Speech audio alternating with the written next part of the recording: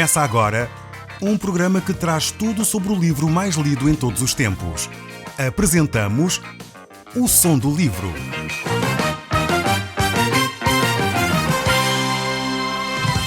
Seja muito bem-vindo. Neste podcast vai encontrar o livro mais conhecido e lido em todo o mundo. Vamos levá-lo numa viagem pela história da humanidade.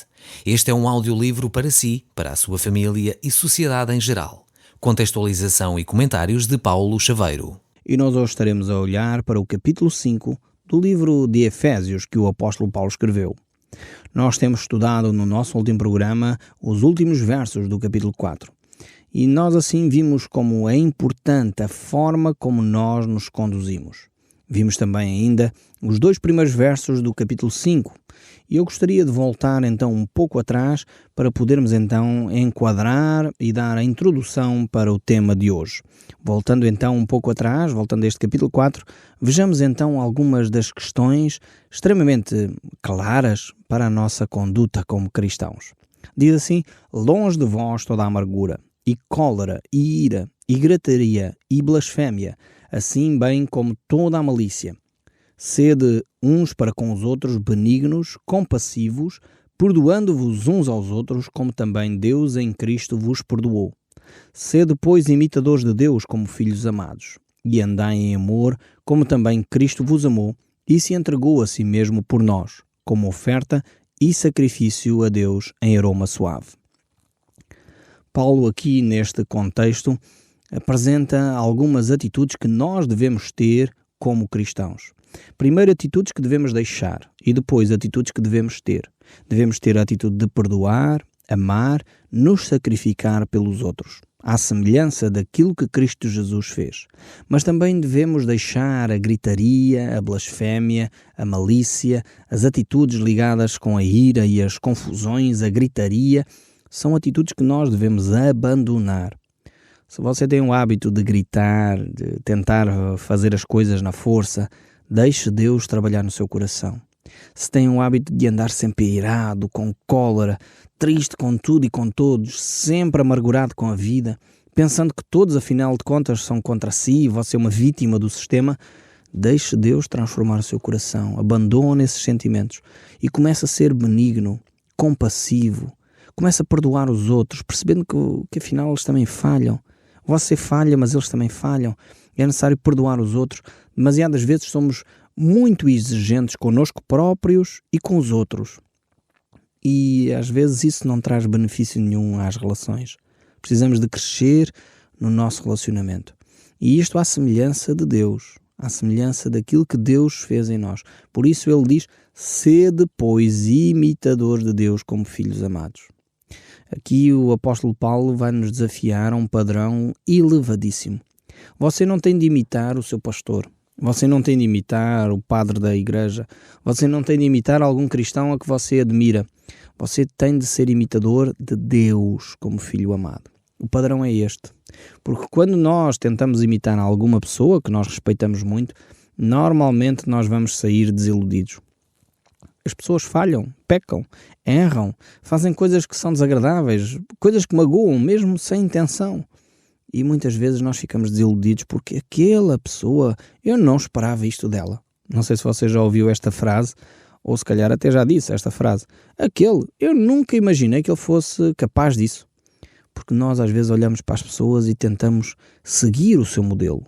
Tentamos pensar, esta pessoa é tão correta, que vale a pena seguir. Mas o que o apóstolo Paulo diz é: sede imitadores de Deus. O desafio é este, é pôr os nossos olhos em Cristo, é pôr os nossos olhos em Deus e deixar Deus agir no nosso ser, no nosso caráter, transformando aquilo que está errado. Então, talvez, de acordo com esta lista que nós acabamos de ler, você precisa dizer: eu preciso de abandonar esta área da minha vida nas mãos de Deus. Preciso ser transformado por Deus nesta área. Preciso de me tornar mais benigno, mais compassivo, mais benevolente para com os outros. Se calhar deixe de ser tão exigente com os seus filhos.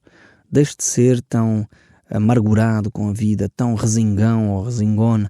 Deixe de lado essas atitudes para que Deus possa começar a transformar o seu ser e a criar um novo ambiente à sua volta. Um ambiente de paz, de harmonia, um ambiente onde o amor reina. E isso só é possível quando nós deixamos de lado os nossos quês e os nossos porquês. Quantas e quantas vezes nós queremos nos colocar no lugar de Deus? Queremos ser nós a ditar as leis. Queremos ser nós a fazer as coisas à nossa maneira. E achamos que os outros se têm que formatar, têm que se encaixar na nossa maneira de ser. Às vezes eu ouço pessoas dizerem: mas eu sou assim, eu nasci assim, não vou mudar. Eu costumo dizer, isso é o fatalismo da Gabriela, Cravo e Canela. Não sei se você está lembrada dessa novela bem antiga. Gabriela, Cravo e Canela, a música é que dizia isso: eu nasci assim, eu vou ser sempre assim. Mas isto não é cristão, não é dentro dos padrões de Deus. Nós, como cristãos, estamos abertos à mudança, porque vamos nos revestindo do novo homem diariamente. Vamos deixando Deus moldar esta área da nossa vida ou aquela, sendo transformados de glória em glória, como dizia o apóstolo Paulo. Então precisamos de ter esta percepção que há coisas na nossa vida que têm de ser alteradas. Deixe-se moldar pelo toque de Deus. A Bíblia usa sempre esta imagem associada a Deus, que Deus é o oleiro e nós somos o barro, e que Ele molda conforme bem lhe apraz. Mas é interessante ver também que este oleiro divino, Ele vai moldando sem que isto seja doloroso para o barro. Você já reparou como é que se trabalha o barro? Não sei se já teve essa experiência de mexer em barro. Eu já. É uma experiência, para alguns, desagradável. Eu gostei de mexer no barro, acho agradável. Mas para algumas pessoas ficam, enfim, sentem aquilo, o barro nas mãos e ficam desagradáveis com isso. Mas o barro é moldado de uma forma suave. Vai sendo moldado de uma forma suave, para a direita, para a esquerda, fazendo crescer mais deste lado, menos daquele. Mas o barro não se queixa porque ele está úmido, está maleável. Quanto mais maleável o barro está, mais fácil se torna ele ser moldado.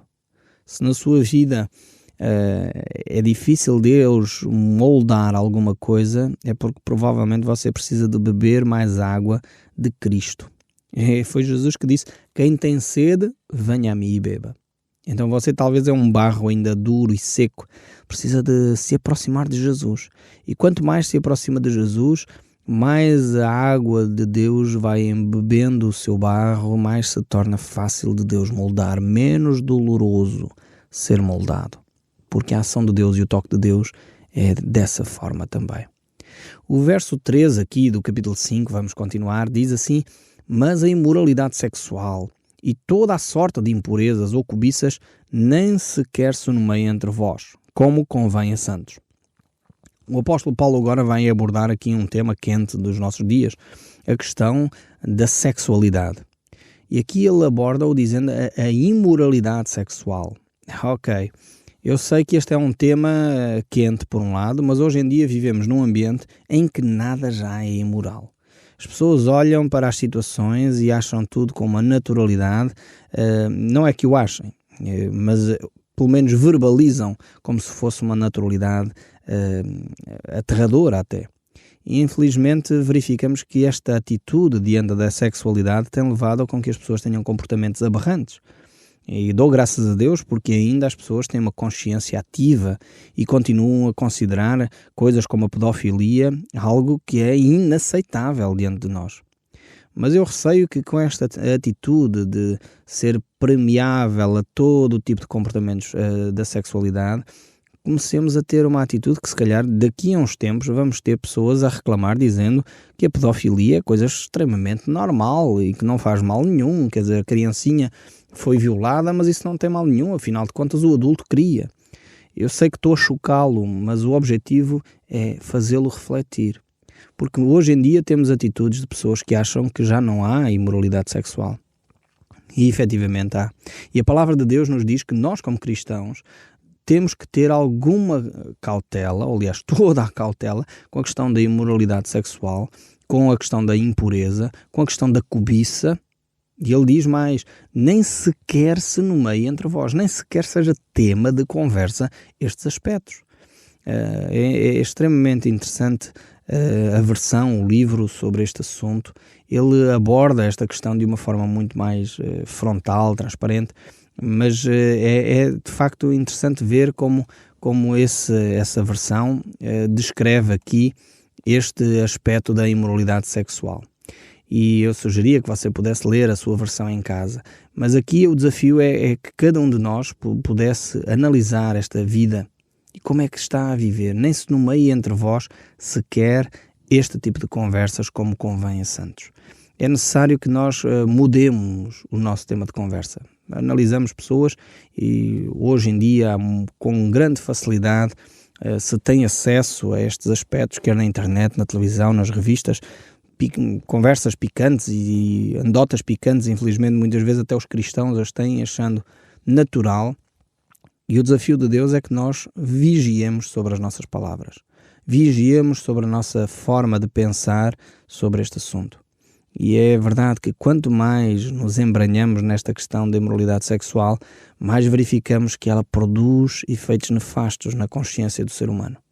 E nós que temos que lidar com pessoas traumatizadas, avaliamos que cada vez mais começa-se a tornar, visível o que é o abuso sexual de menores e os traumas que isso produz na vida das pessoas.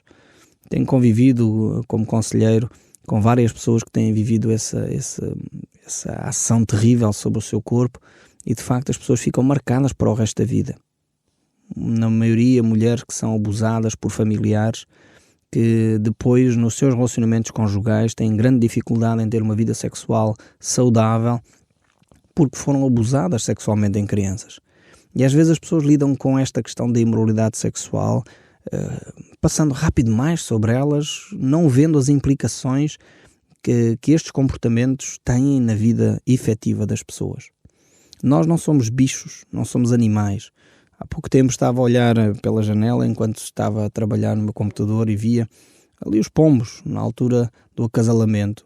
E o pombo estava ali com mais 2 ou 3 pombas à volta e ora teve relações com uma, ora teve com outra, quer dizer, é uma coisa animalesca, normal, e não havia ali compromisso absolutamente nenhum. A seguir pegou asas e voou. E às vezes a publicidade que nós assistimos nas televisões, as declarações que vêm de algumas instituições até que deveriam ter alguma cautela sobre a forma como falam sobre o assunto, demonstram uma falta de respeito pela sexualidade das pessoas, demonstram uma falta de cuidado, pensando que nós somos animais. A relação sexual é para ser desenvolvida numa base de compromisso. Nós não somos bichos para ter relações com uma pessoa hoje e amanhã outra e depois outra, como se isso não afetasse a nossa maneira de ser e estar. Afeta e traumatiza profundamente quem se sente como objeto utilizado nesta área. Necessitamos ter cuidado com a forma como conduzimos a nossa vida sexual. Por isso, nem se nomeia a questão da imoralidade sexual, relacionamentos sexuais abusivos, extraconjugais, como se isso fosse uma situação normalíssima e que não produz consequências absolutamente no ser humano. Isso não é verdade. É de facto nefasto para a alma de cada um de nós e traz traumas emocionais profundos, quer para quem se sente utilizado, quer para quem utiliza, que muitas vezes deixa de saber o valor da vida humana. Precisamos de crescer nestes aspectos e nós somos desafiados aqui a ter estas atitudes, a perceber bem o que é pecado, o que não é pecado e o que afeta o nosso dia-a-dia. O verso 4 ainda deste capítulo nos desafia o seguinte: nem conversação torpe, nem palavras vãs ou chocarrices, coisas essas inconvenientes, antes pelo contrário, ações de graça. O apóstolo Paulo aqui fala acerca do uso das nossas palavras.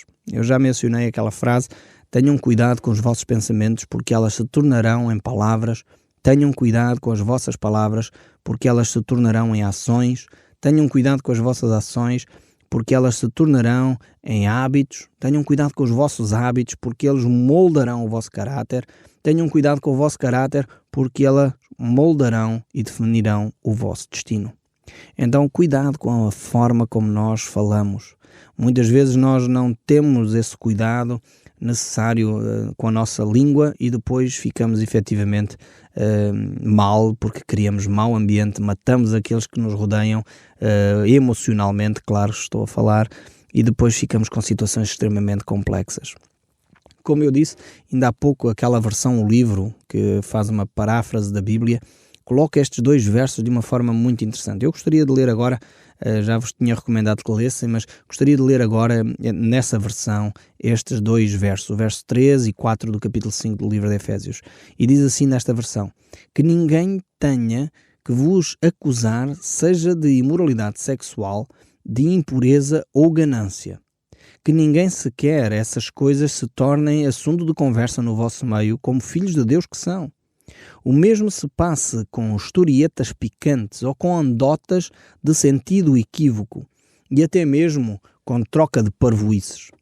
Nada disso convém a crentes. Pelo contrário, que possam sempre expressar a vossa gratidão em relação ao Senhor. Acho esta versão, de facto, muito mais clara sobre o que o apóstolo Paulo e Deus nos queria dizer aqui nestes 2 versos do livro de Efésios. Cuidado com as nossas conversas parvas, no fundo, utilizando aqui esta expressão. Cuidado com as nossas conversas de deitar para fora, como muitas vezes dizemos. Deitar a conversa fora. É necessário nós vigiarmos sobre a nossa maneira de falar, de ser, de estar, tendo cuidado com a nossa linguagem. O apóstolo Paulo nos desafia noutro texto, porque em várias epístolas ele traz este assunto, é recorrente. Ele diz, por exemplo, em Colossenses, capítulo 3, no verso 8, agora, porém, despojai-vos igualmente de tudo isso, ira, indignação, maldade, maledicência, linguagem obscena do vosso falar. Então, é um desafio da parte de Deus. Um cristianismo é um estilo de vida, não é uma mera religião. Cada cristão deve se preocupar com o seu comportamento diário, com a sua forma de ser e estar, com a sua linguagem. Se você é um cristão, deve vigiar sobre a forma como você fala. Um cristão não pode ter um linguajar igual a dos não cristãos. Um linguajar onde em 2 palavras saem 3 palavrões. Onde em 2 palavras sai uma humilhação à pessoa que está ao seu redor. Se você tem esse comportamento, se você tem esse hábito de constantemente dizer palavrões, comece a moderar. Deixe de dizer esses palavrões. Ainda há poucos dias estava a falar com um mecânico onde fui pôr o carro e eu tinha argumentado com ele sobre um determinado assunto e ele estava a dizer, não, tu disseste, vieste, e começou a dizer uma série de palavrões. E eu disse ao senhor, de certeza que eu não disse isso porque eu não uso palavrões. E ele disse, pois, tirando os palavrões, não foi bem isto que tu disseste. Eu disse, não, eu não posso ter dito isso, porque esse não é o meu linguajar, esse não é a minha maneira de falar sobre os assuntos. E precisamos, de facto, mudar a nossa maneira de falar. As pessoas estão habituadas a dizer em cada frase 3 ou 4 palavrões. Precisamos de mudar esse nosso comportamento. Tiago, ao escrever o seu livro, ele diz que da mesma fonte não pode sair água doce e água amarga. Da mesma boca não pode sair palavras de bênção e maldição. Então temos de mudar o nosso comportamento por amor do nome de Jesus Cristo, por amor de Deus. Viva uma vida diferente. Como diz o apóstolo Paulo, seja imitador de Deus como filho amado. Você tem o nome de Jesus Cristo. Você se diz cristão. Então, seja um exemplo para o bom nome de Jesus Cristo. Eu sei que há pessoas que dão muita importância ao valor do nome de família. E há pessoas que dizem, ok, este é o nome de família, temos que honrar a família. Então, honre a família da qual você faz parte. Honre a família de Deus.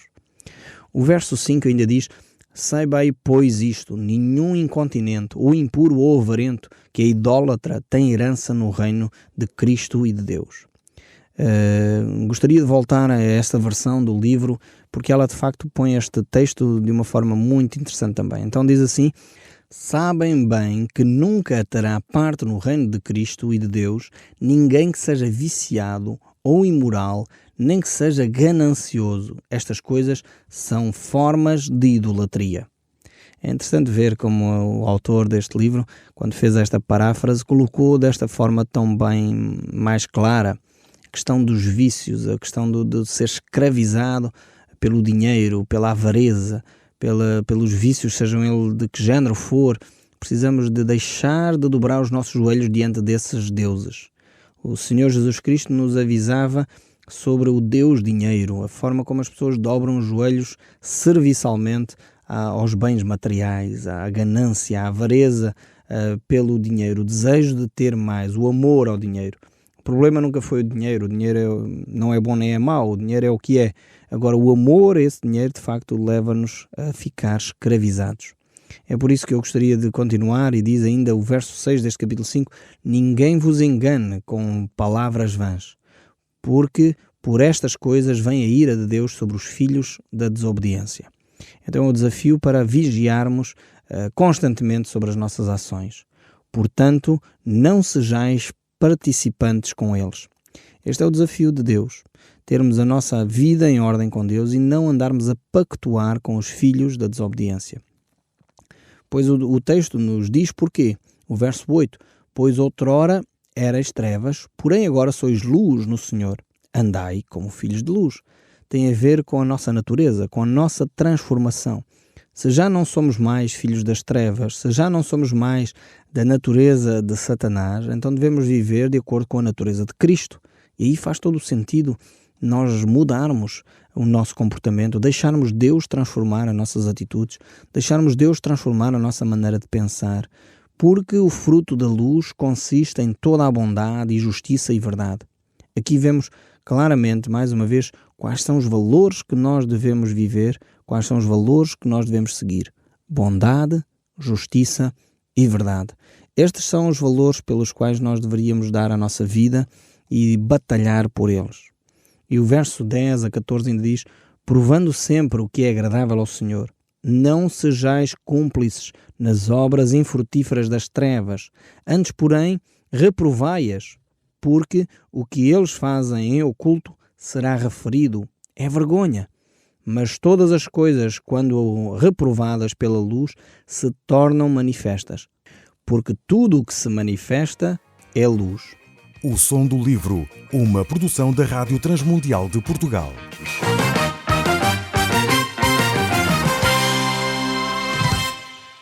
RTM. Conhece todos os nossos programas em rtmportugal.org. Uma produção da Rádio Transmundial de Portugal.